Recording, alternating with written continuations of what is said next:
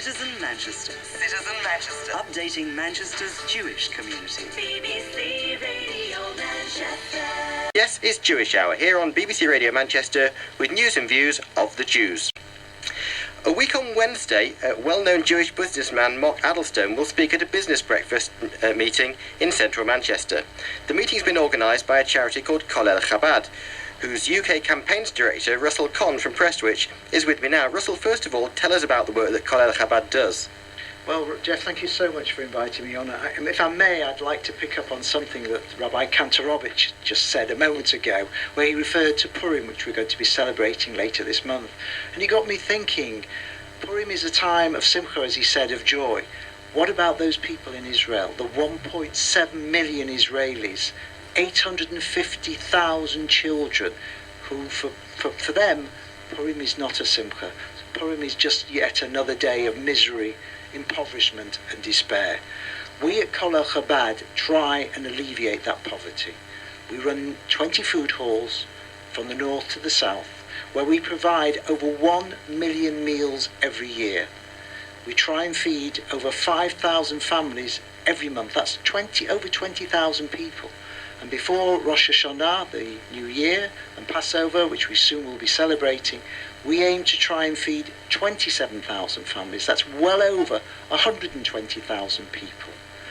We are headed by Mark Adelstone, who you very kindly mentioned a moment ago, and he is our national president. And it is his drive and his enthusiasm and his support which has helped to raise the profile of this little-known charity here in England. Now, I mean, you actually you do the talk, but you talk the talk, but you also walk the walk, don't you? Because you've just come back from Israel, I know. And Renee, who's here with you, Renee, you were on the trip as well, weren't you? I was, yes.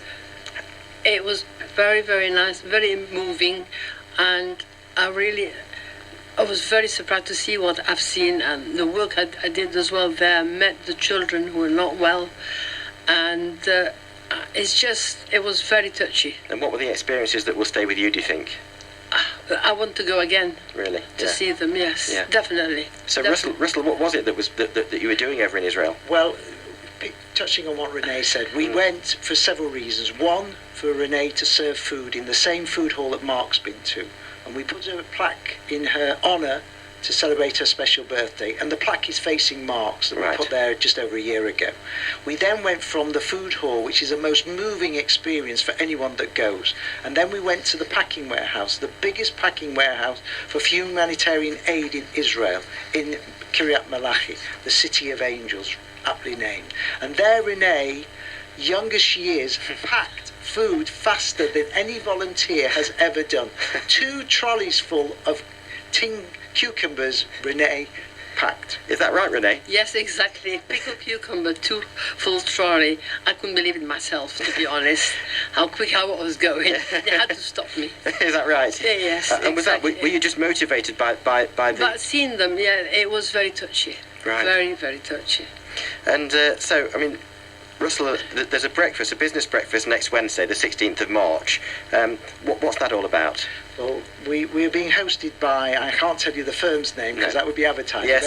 But am I allowed to mention the name of the host, Daniel Burke? Yes, I think so. Good, he's well known to your listeners. Normally, if people ask me the question, the answer is no, but anyway.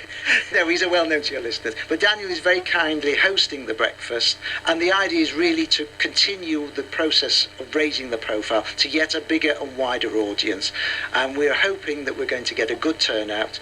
And this will enable us, as I say, to bring the message to a wider and wider community. And if I may add as a corollary, Jeff, the charming lady to my right, is hosting the 3rd function that she's done for us in May, when we're bringing the celebrated speaker, Levana Zamir, over from Israel. She was featured in the JT a few weeks ago, and we're hoping again to have a wonderful turnout and enjoy her wonderful hospitality. And she comes from Egypt as well. She came from Cairo. As well as you. And I came from Alexandria. I was born in Alexandria and left at the age of 17. And she was even younger, and she ended up in Tel Aviv, living in Tel Aviv, and we met her there. And she became a very good friend. of mine and Russell as well. Okay, well, good luck with that, and good luck with the breakfast as well. And thank you very much, both of you, Russell and Renee, for speaking to Jewish Hour. Thank you very much. Jeff, thank you for hosting us. So that's about it for another week. You've been listening to Jewish Hour with me, Jeff Lewis, here on BBC Radio Manchester. We're back next week with Basil in the chair, and he'll be looking ahead to the Jewish festival of Purim. Thanks to Jamie for looking after the technical side of things tonight, and thanks to Olivia for her help. Jewish listeners should light candles at 5:46 on Friday night. In the meantime, stay tuned for Lenny Connell on the Citizen Irish programme coming up after the news. Tonight they feature Shay Given, who launched the Irish Festival on Friday night. We'll leave you with the Cars and Drive. Shalom, goodbye. It's too